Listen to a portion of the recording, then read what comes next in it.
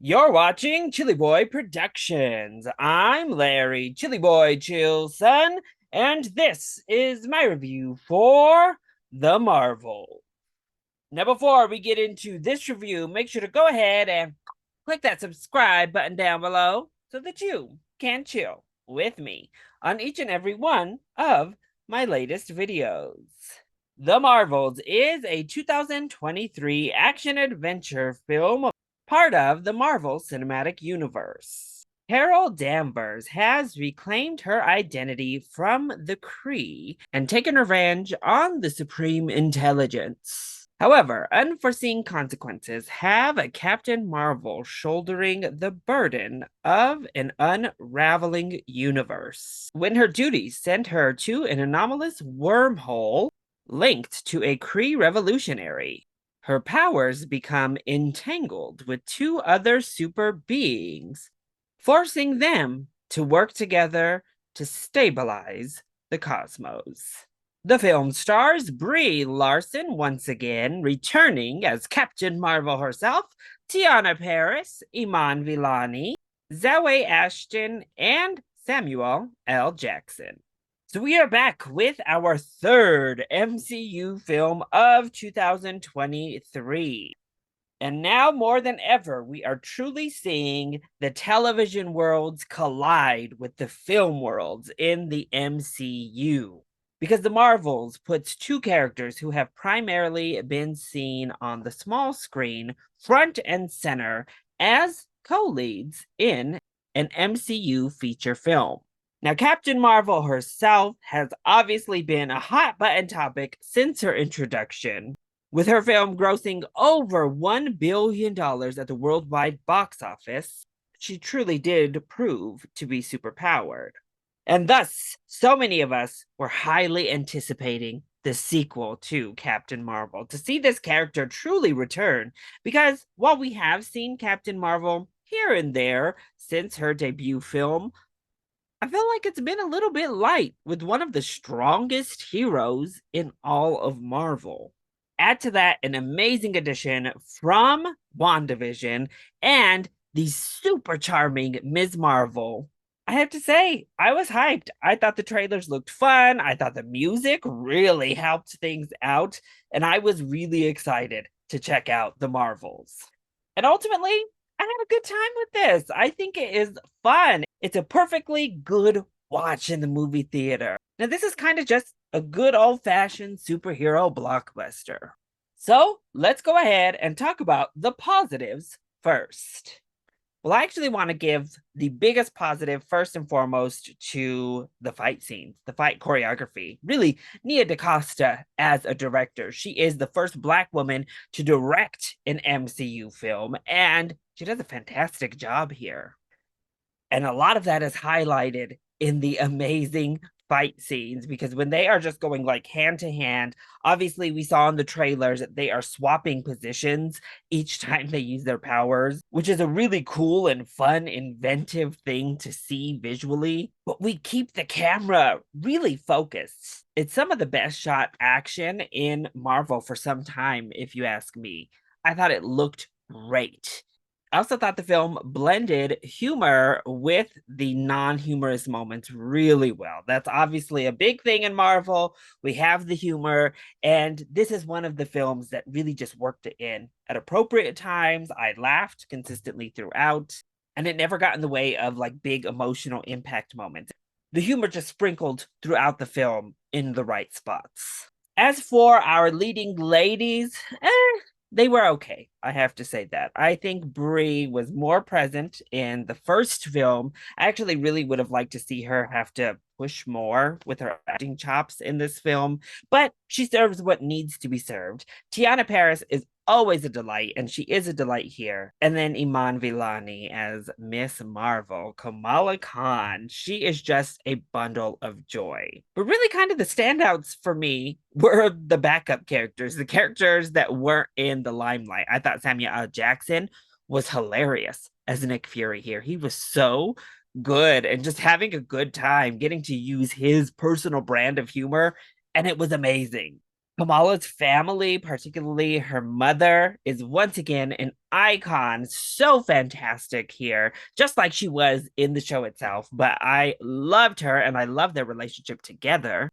This entire planet that we visit, full of people who sing, was so fantastic. And then, of course, the Flurgans, the cats. Oh, stole the show yet again. Goose is amazing. And as we saw once again in the trailers, Goose is joined by some other feline like alien Flurgans. And there is a sequence in the third act that centers around these little Flurgans. I died. I thought it was so funny and so much fun. It was so ridiculous, but it played into the foolery of it all in such an entertaining way. Really, this film does a good job of having standout set pieces consistently throughout the film. As I said, the planet where everybody sings and dances, the entire segment is so good. It's beautiful to look at and is so much fun. Then we have the Flurgan set pieces. We have the big action set piece that we saw a lot of in the trailer, where all three of the women don't know what's going on and they're just swapping places in three vastly different places of the universe. It's so fun, so kinetic. And I love that we delved into Monica and Carol's relationship specifically. That wasn't just glazed over, that wasn't a forgotten plot point from the first film. No, we delve into that and the hurt there. And this film does a nice job of really kind of having Carol face repercussions of her actions all the way around, whether it be being an idol to Kamala Khan, an aunt to Monica, or a godlike superhero interfering maybe where she isn't needed or wanted, making things worse than they need to be in ways she didn't anticipate. This film makes Carol really confront her actions, and I thought it actually handled it all quite well without ever going too over the top, making her like unlikable in that type of way, but giving her character a lot more depth and having a nice arc of growth. I also did love the soundtrack. I thought the original score was great and the songs they infused were a lot of fun as well. So then, what doesn't work so well when it comes to the Marvels? Well, it's certainly not perfect. Let's say that. While I did have a lot of fun with the film, it kind of is a turn your brain off and roll with it type of fun blockbuster.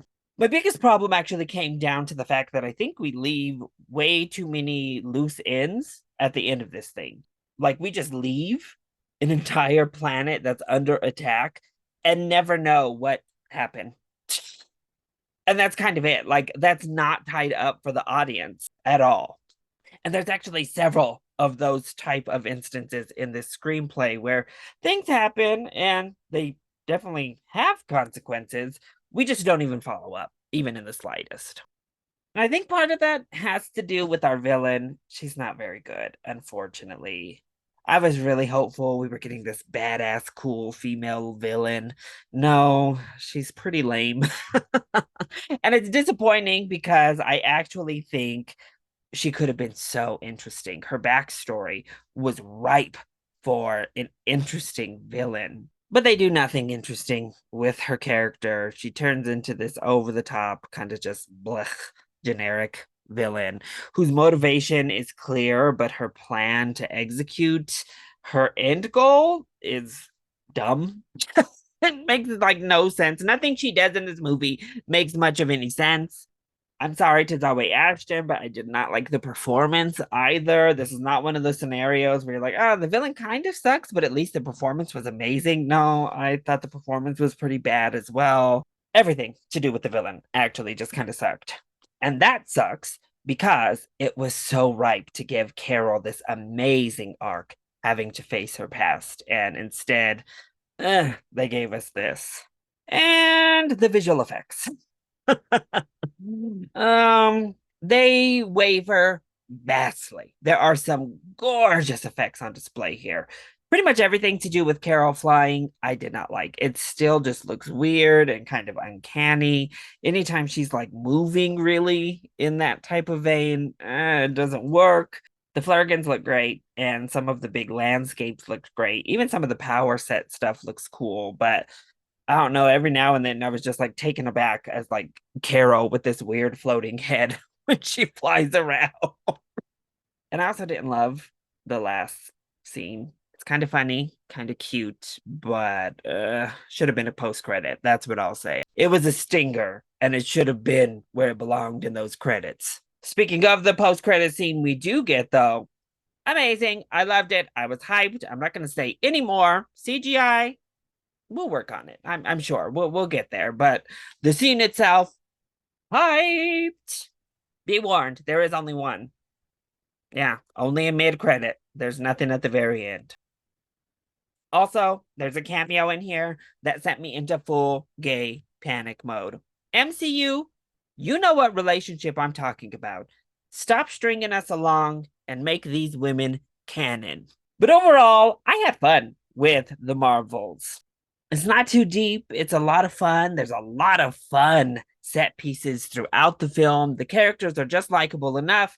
Their chemistry works just well enough. And yeah, by the end of it, this is going to be pretty essential moving forward in the grand scheme of the Marvel Cinematic Universe. So if you're a Marvel fan, this is kind of required viewing. If you're looking forward to what's to come within the MCU, make sure you check out the Marvels. Check it out on a big screen. I'll give it a full price ticket. It's a fun theater experience. However, if you're done with the MCU, you're over the formula. I don't really think the Marvels does anything that's going to bring you back in, to be honest. And especially if you're done with Marvel and not really looking for what's coming next, you could probably skip this one altogether. So that was my review for The Marvels. I hope you enjoyed it. If you did, go ahead, click like down below and subscribe to the channel so that you are always up to date on all of my latest videos. Also, join in on the discussion. What did you think of The Marvels? Let me know either in the comment section down below, or you can hit me up on Twitter. I love you all so much for your continued support. Thank you for watching, and we'll see you next time. Bye.